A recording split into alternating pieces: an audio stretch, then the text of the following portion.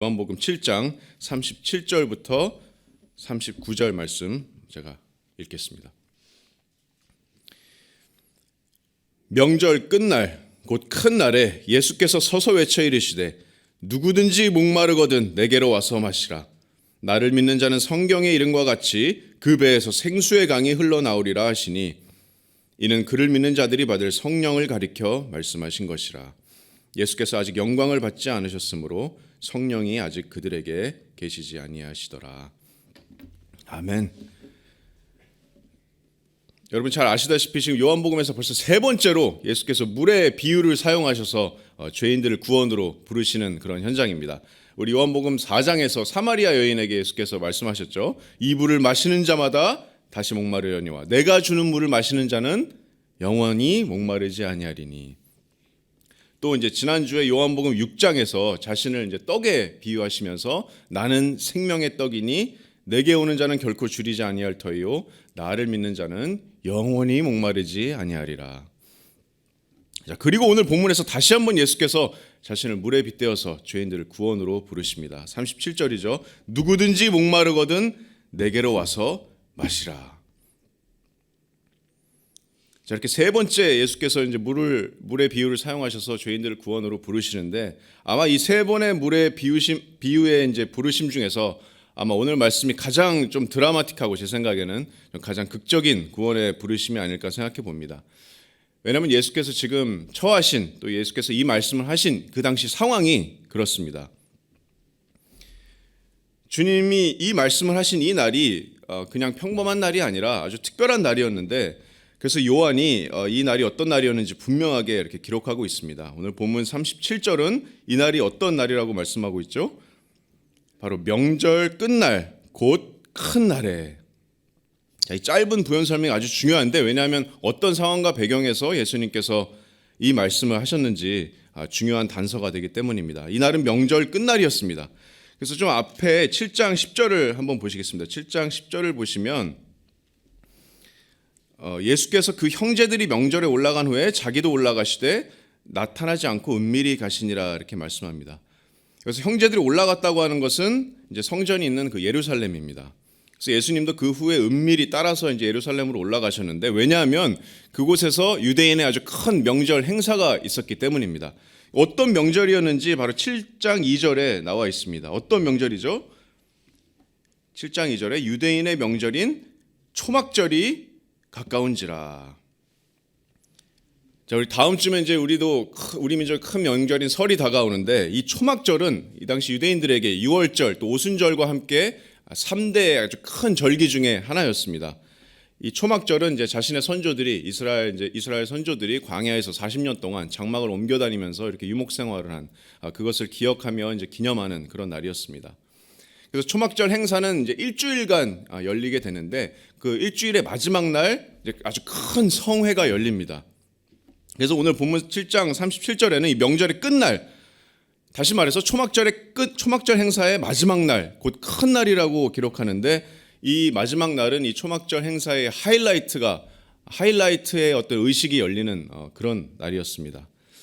아마 예루살렘에는 아주 수천 명의 사람들이 이제 이렇게 모여들고 바리새인들은 이제 그 당시 레위기 말씀을 근거로 사람들에게 이제 수많은 각자 이제 자기가 나뭇가지를 하나씩 수많은 여러 가지 나뭇가지 하나씩 들고 와서 그 의식의 중심에는 그 성전에 있는 제단이 있습니다. 그래서 제단 주위에 이렇게 순례객들이 와서 나뭇가지를 다 이렇게 쌓아 놓습니다. 중심으로.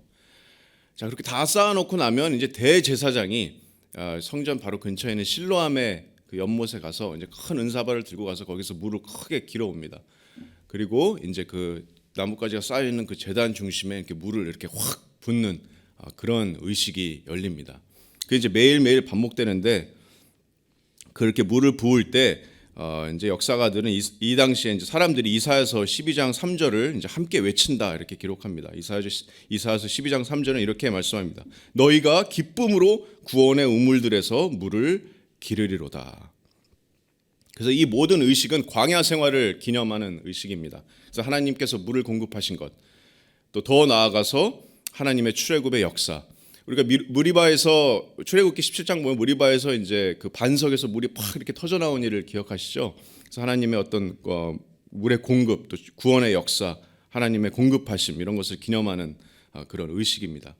그래서 마지막 날 이날에는 이제 큰 성회가 열리는데 이 날에는 이 물의 의식이 어떤 가장 정점에 이르는 순간입니다. 사람들이 이제 가장 긴장해 있고 가장 숨을 죽이고 또 이때는 이제 제단 주위를 이제 7바퀴 도는 의식이 행해졌다고 하는데 그것은 이제 여리고 성을 7바퀴 돈 것 같이 광야 생활을 이제 청산하고 하나님께서 약속하신 그 가나안 땅으로 입성하는 그것을 이제 기념하는 정말 이 고요하고 이 정적이 흐르는 이 마지막 큰 물의 의식에서 뭐 성경에는 정확한 타이밍이 기록되어 있지는 않지만 아마도 이때 모든 수천 명의 순례객들이 조용하고 이 물의 의식을 참여하고 있는 이 순간에 대제사장이 실로암의 물을 제단 위에 붓기 전에 이 정적을 완전히 깨는 그 외침이 있습니다. 그것이 바로 37절입니다. 예수께서 서서 외쳐 이르시되 누구든지 목마르거든 내게로 와서 마시라. 여기서 외쳤다는 말은 말 그대로 사람이 낼 수 있는 가장 큰 목소리로 소리쳤다라는 의미입니다. 그래서 예수께서는 지금 이 순간에 모든 사람이 자신을 주목하기를 바라셨습니다. 서서 내실 수 있는 가장 큰 목소리로 누구든지 목마르거든 내게로 와서 마시라. 너희가 너희 조상에게 물을 공급하신 여호와 하나님을 찬양하느냐? 물과 이슬의 은혜를 구하느냐? 너희 조상을 구원하신 출애굽의 여호와를 찬양하느냐? 자, 너희에게 다시는 목마르지 않을 진정한 영원의 생수를 줄 그 하나님이 바로 나 예수다. 이사야서 55장 1절에서 너희 모든 목마른 자들아 물로 나아오라. 자, 너희가 바라는 그 구원의 생수를 주실 자가 바로 나 예수다. 그래서 이 초막절의 마지막 날에 이 물의 의식 가운데서 정말 크게 외쳐진 예수님의 놀라운 구원의 부르심의 현장입니다. 그래서 오늘은 특별히 이 예수님의 이 위대한 구원의 부르심을 우리가 좀 전도의 관점에서 이렇게 바라보면 좋겠습니다. 자, 우리가 믿지 않는 자들에게 복음을 전하는 이 전도의 관점에서 오늘의 말씀 어떻게 적용할 수 있을까요? 세 가지로 한번 나눠서 살펴보겠습니다. 그래서 첫 번째는 37절에 우리의 전도의 메시지가 어떠해야 되는가? 또 38절에는 우리의 전도의 축복이 어떤 것인가? 또 39절에 전도의 능력이 어떤 것인가? 전도의 메시지, 또 전도의 축복, 또 전도의 능력입니다. 첫 번째로 전도의 메시지입니다. 자, 우리가 전도를 할 때 우리 믿는 자들의 역할이 어떤 걸까요? 우리의 역할은 사람의 영혼을, 불신자의 영혼을 거듭나게 하는 것이 우리의 역할이 아닙니다. 자, 아시다시피 이제 고린도전서 1장 6절에 보면 바울은 심었고 아볼로는 물을 주었으되 뭐라고요? 하나님께서 자라게 하신다 이렇게 말씀하고 있죠. 그래서 우리가 복음의 말씀으로 말씀을 심을 수는 있지만 그 말씀을 자라게 하는 것, 즉 죽은 영혼을 거듭나게 하는 것은 오직 하나님이십니다. 하나님의 전적인 구원의 역사입니다. 그리고 이 하나님의 역사는 올바른 그리스도의 말씀을 통해서만 일어납니다. 그래서 우리 성경 말씀 우리에게 때를 얻든지 못 얻든지 뭐라고요? 그저 말씀을 전파해라. 우리는 그냥 그리스도의 대사일 뿐입니다.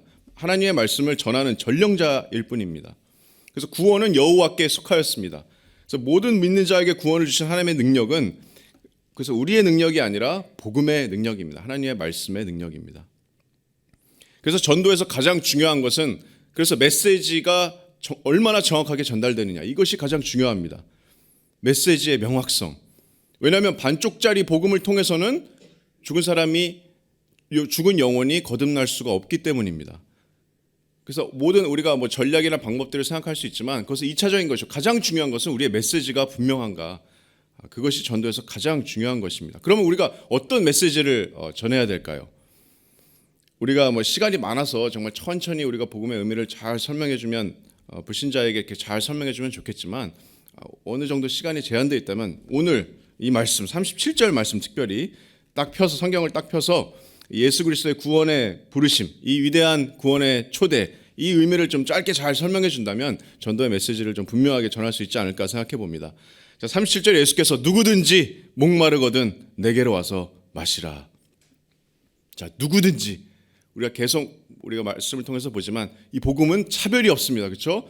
모두에게 주어집니다. 유대인이건 헬라인이건 뭐 한국인이건 미국인이건 직업이나 뭐 성별에 상관없이 어떤 삶을 살고 있는지 전혀 상관없이 이 복음은 이 메시지는 누구에게나 동일한 은혜로 주어졌습니다. 누구든지. 그 다음에 목마르거든 이렇게 말씀하시는데 예수께서 자신에게 올 수 있는 자는 목마른 자다 이렇게 말씀하고 있습니다. 여러분 목말라 보신 적 있으시죠? 탈수까지 가는 직전에 그 목마름이 얼마나 큰 온몸의 갈증이고 온몸으로 느끼는 그 갈급함을 여러분 이해하실 겁니다. 그래서 예수께서 목마르거든 이렇게 말씀하시는 것은 비유적으로 영혼의 이처럼 갈급한 영혼의 목마름입니다. 다시 말하면 말씀에 비추어서 내가 하나님 앞에서 절대적인 죄인임을 자각하고 하나님의 율법을 범한 범죄한 죄인임을 자각하고 하나님께 오직 용서와 자비와 긍휼을 구하는 그 영혼의 갈급함. 예수님께서는 그것을 목마름에 비유해서 말씀하고 계십니다. 이것이 바로 메시지의 시작점입니다. 전도하는 그 사람이 이처럼 갈급한 상태에 있다는 것을 이해시켜줘야 됩니다. 말씀해 주셔야 됩니다. 단지 그냥 예수님께 나오세요. 이 기도를 나와 같이 하세요. 예수님은 당신을 사랑하십니다가 아니라 도덕적으로 자기가 괜찮고 내가 괜찮은 사람이다라고 하는 사람들은 절대로 예수님 앞에 나올 수가 없습니다. 이처럼 죄인임을 깨닫고 영혼이 갈급한 자, 자비와 용서와 긍휼을 구하는 자만이 예수께 나올 수 있습니다. 자, 그래서 목마르거든. 자, 누구든지 목마르거든 내게로 와서 또 이렇게 말씀하시는데 그 전도하는 대상에게 예수님만이 오직 길이요 진리요 생명이십니다. 당신의 모든 죄를 용서해 주실 단 한 분이 바로 구원자이신 예수 그리스도이십니다. 이렇게 얘기해 주셔야 됩니다. 사도행전 4장 12절 말씀에 다른 이로서는 구원을 받을 수 없나니 천하 사람 중에 구원을 받을 만한 다른 이름을 우리에게 주신 일이 없음이라 하였더라. 그래서 죄를 버리고 지금까지 지내온 어떤 삶을 살아왔는지 지금까지 지내온 모든 과거를 버리고 옛사람을 버리고 회개하고 예수님 나에게 오는 자는 결코 내쫓지 않겠다는 예수님께 오직 그 예수님께 나아가야 합니다. 목마르거든 내게로 와서. 자, 그리고 마지막으로 마셔라. 여러분 우리가 아무리 사막의 오아시스를 발견한다 그래도 마시지 않으면 아무 소용 없습니다. 그래서 우리가 전도할 때 예수 그리스도를 여러분의 유일한 의로 당신의 모든 죄를 십자가에서 짊어진 구원자로 영접하십시오. 당신의 주님으로 영접하십시오. 이 예수를 마시십시오. 목마르거든 내게로 와서 마시라. 이 위대한 이 구원자의 부르심이 바로 우리가 전해야 될 그 전도의 메시지입니다. 누구든지 목마르거든 내게로 와서 마시라. 그래서 이 메시지는 결국 예수님을 믿으라는 말입니다. 38절에 나를 믿는 자는 이렇게 말씀하시는데 결국 예수님을 믿는다는 것의 의미가 결국 목마르거든 내게로 와서 마시라라는 겁니다. 예수님을 진정으로 믿는다는 것은 목마른 자죠. 죄를 자각하고 하나님께 긍휼과 용서를 구하는 자, 또 나오라. 예수님을 오직 자신의 의로 의지하고 구원자로 인식하고 나아오는 것. 그리고 마시라. 예수님을 나의 구주로 나의 죄를 용서하신 나의 죄를 대신해서 십자가를 지신 그 구주로 영접하는 것. 그것이 바로 예수님을 믿는다는 것입니다. 참 믿음입니다. 이것이 우리의 전도의 메시지입니다. 예수님의 이 구원의 부르심이 바로 우리의 전도의 메시지가 되어야 됩니다. 그리고 두 번째는 이제 전도의 축복입니다. 전도의 축복인데 복음을 듣는 자에게 또 전도하는 우리들에게 동일하게 주어진 축복인데 38절에 나를 믿는 자는 성경의 이름과 같이 그 배에서 생수의 강이 흘러나오리라 하시니. 자, 여기서 성경의 이름과 같이 이미 구약에서 여호와의 그 구원의 은혜를 성경에서는 계속해서 물에 비유해서 말씀해 오셨습니다. 또 이제 특별히 38절 39절에서는 이 생수의 강과 성령 하나님을 이렇게 연결지어서 말씀하시는데 이미 이사야서나 에스겔서 말씀을 통해서 유대인들에게 익숙한 그런 말씀입니다. 이사야서 44장 3절은 이렇게 말씀합니다. 나는 목마른 자에게 물을 주며 마른 땅에 시내가 흐르게 하며 나의 영을 내 자손에게 나의 복을 내 후손에게 부어주리니. 그래서 이사야가 이미 죽고 나서 수세기가 지난 다음에 약속하신 메시아가 이 땅에 오셔서 이 구원의 약속의 말씀들을 축복의 약속의 말씀들을 다시 한번 확증합니다. 누구든지 목마르거든 내게로 와서 마시라. 나를 믿는 자는 성경의 이름과 같이 그 배에서 생수의 강이 흘러나오리라. 그래서 여러분, 이 말씀은 정말 놀라운 말씀인데, 이 구원을 통해서 들어간 우리가 마신 이 예수 그리스도의 영생수는 우리 안에 들어와서 그냥 흡수되고 그냥 끝나는 것이 아닙니다. 마치 양동이에 담겨있는 물처럼 우리 안에서 담겨져 있는 것이 아니라 뭐라고요? 우리에게 들어간 이 영원한 생수는 끝없이 흐르는 생수의 강이 되어서 이제 밖으로 흘러나오게 될 것입니다. 말하자면 이 생수는 우리 안에서 강처럼 흘러서 세상에 전하는 축복이 될 것입니다. 이것이 바로 전도의 축복입니다. 축복받은 우리들이 세상의 축복이 됩니다. 하나님의 위대한 은혜를 입은 우리들이 하나님의 위대한 은혜를 전하는 그런 축복의 통로가 될 것입니다. 놀랍지 않습니까? 이것이 바로 전도의 축복입니다. 내가 전도할 때마다, 그리스도를 전할 때마다 내 안에 넘치는 생수의 강이 세상으로 흘러들어가는 것입니다. 어떻게 이런 일이 가능합니까? 어떻게? 내가 정말 전도의 축복을 누릴 수가 있습니까? 아직도 모르겠습니다. 저는 능력도 없고 지혜도 없습니다. 맞습니다. 우리는 능력도 없고 지혜도 없습니다. 하지만 성령 하나님의 능력이 있습니다. 그것이 마지막 세 번째입니다. 전도의 능력. 전도의 능력은 바로 성령 하나님의 능력입니다. 마지막 39절, 38절에 이제 나를 믿는 자는 성경의 이름과 같이 그 배에서 생수의 강이 흘러나오리라 하시니 39절에 뭐라고 말씀하시죠? 이는 그를 믿는 자들이 받을 성령을 가리켜 말씀하신 것이라. 예수께서 아직 영광을 받지 않으셨으므로 성령이 아직 그들에게 계시지 아니하시더라. 자, 이 말씀에 비춰보면 우리 안에서 흘러나오는 영원한 생수의 강이 뭐라고요? 바로 성령의 강물입니다. 자, 우리 안에서 흘러나오는 생수의 강이 세상에 축복이 될 수 있는 능력을 가지는 것은 바로 이 강이 성령의 강이기 때문입니다. 우리는 능력이 없습니다. 하지만 성령 하나님의 능력으로 우리는 전도할 수 있고 예수 그리스도를 세상에 담대히 전할 수가 있습니다. 믿는 자들이 받을 성령을 가리켜 말하는 것이라. 자, 사랑하는 성도 여러분, 모든 믿는 자는, 모든 구원받은 자는 성령을 받았습니다. 그것이 로마서 8장 9절 말씀입니다. 누구든지 그리스도의 영이 없으면 그리스도의 사람이 아니라. 또 고린도전서 잘 아시는 6장 말씀은 우리는 성령이 거하시는 뭐라고요? 전이라고, 성전이라고 말씀하고 있습니다. 그래서 우리는 기도하면서 성령이 오시옵소서 구할 필요가 없습니다. 이미 구원받았다면 성령 하나님께서 우리 안에서 내주하고 계시기 때문입니다. 이 성령의 내주하시는 이 사역은 특별히 신약에서 드러나는 특별한 성령의 역사입니다. 근데 이 성령의 내주하심의 역사가 예수님의 지금 시점에서는 미래의 일입니다. 39절 하반절 말씀에 예수께서 아직 영광을 받지 않으셨으므로 성령이 아직 그들에게 계시지 아니하시더라. 그래서 예수께서 아직 영화롭게 되시지 않으셨습니다. 십자가의 사건이 아직 미래의 일이고 부활과 승천을 아직 하지 않으셨습니다.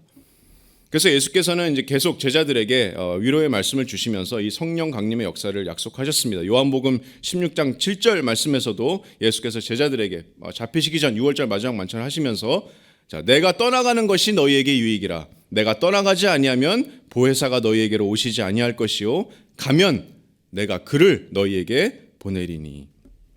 그리고 예수께서 나중에 부활하시고 40일 동안 제자들을 가르치시면서 제자들에게 당부하신 것은 이겁니다. 예루살렘을 떠나지 말고 기다려라. 기다려라. 얼마 지나지 않아서 너희에게 곧 임하실 성령을 기다려라. 그리고 사도행전 1장 8절 말씀, 오직 성령이 너희에게 임하시면 너희가 권능을 받고 예루살렘과 온 유대와 사마리아 땅끝까지 이르러 내 증인이 되리라 하시니라. 여러분, 그래서 우리가 말씀을 통해서 봤듯이 그 일은 이루어졌습니다. 사도행전 2장에서 초자연적인 어떤 표적과 기사와 함께 성령이 제자들에게 임하시고 또 교회가 태동이 됩니다. 그래서 사람들이 하나님의 놀라운 일을 듣기 시작합니다. 생수의 강이 막 흐르기 시작합니다. 그래서 예수님의 제자들이 성령으로 권능을 받고 기적을 행하고 예수 그리스도와 그 부활을 전파하기 시작합니다. 베드로의 설교 후에 3,000명이 침례를 받고 또 곧 있다가 또 설교를 듣고 5,000명이 침례를 받는 그런 놀라운 역사가 일어납니다. 성령의 역사입니다. 또 사도 바울이 성령의 역사로 온 소아시아 지역이나 마게도니아, 유럽, 저기 로마까지 복음을 전파합니다. 그리고 2000년이 지나고 지금 어떻습니까? 복음이 세상을 덮었습니다. 이것이 바로 성령의 역사입니다. 믿는 자들에게서 흘러나오는 이 생수의 강이 온 세상에 복음을 전하게 하고 하나님께서 택하신 자들을 계속해서 지금 이 시간에도 구원하고 있습니다. 세상이 아무리 타락하고 소망이 없어 보일지라도 이 하나님의 놀라운 구속 역사, 또 하나님의 나라의 전진은 한 영혼 계속해서 어떠한 방해 없이 주권적으로 확장되고 있습니다. 이것이 바로 성령의 능력, 우리의 전도의 능력이 됩니다. 그래서 저 여러분은 하나님의 은혜로 구원받고 또 이 전도의 능력, 성령을 받았습니다. 그래서 우리의 삶이 중요한 겁니다. 그렇죠? 우리가 대통령, 이제 곧 대선 다가오지만 유명한 정치인, 연예인, 인플루언서도 있죠. 요새는 그 사람들이 만약 그리스도인들 아니라면 그 사람들의 삶은 그렇게 중요하지 않습니다. 왜냐하면 그 사람들은 성령이 없기 때문입니다. 생수의 강이 흐르지 않기 때문입니다. 모두 다 마지막에는 예수님을 거부한다면 그리스도의 백보자 심판에서 다 심판받게 될 사람들입니다. 그래서 정말 세상에 영원의 영향을 미치는 자들은 바로 저와 여러분, 구원받은 그리스도인들입니다. 크리스찬들입니다. 구원받지 않은 사람들을 위해서 기도하고 복음을 또 전하고 또 소망하는 저와 여러분의 삶, 크리스찬들의 삶이 이 세상 어느 불신자의 삶보다 중요하고 위대한 삶입니다. 왜냐하면 우리 안에는 그 생수의 강이 흐르고 있기 때문입니다.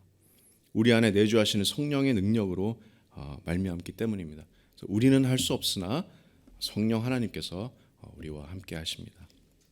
그래서 우리 올 한 해도 우리 새삼침례교회가 전도에 더 이렇게 불이 붙는 한 해가 되었으면 좋겠습니다. 이 전도의 메시지, 예수님의 구원의 초대, 목마른 자 그리스도에게로 나와서 마시라, 담대히 전하고 이 생수의 강을 세상에 흘려보내는 이 전도의 축복을 누리면서 전도의 온전한 능력 되시는 성령의 능력으로 복음을 전함으로 우리가 하나님께 더 큰 영광을 올려드리는 저와 여러분 또 우리 새삼침례교회가 되시길 소망하면서 기도합니다.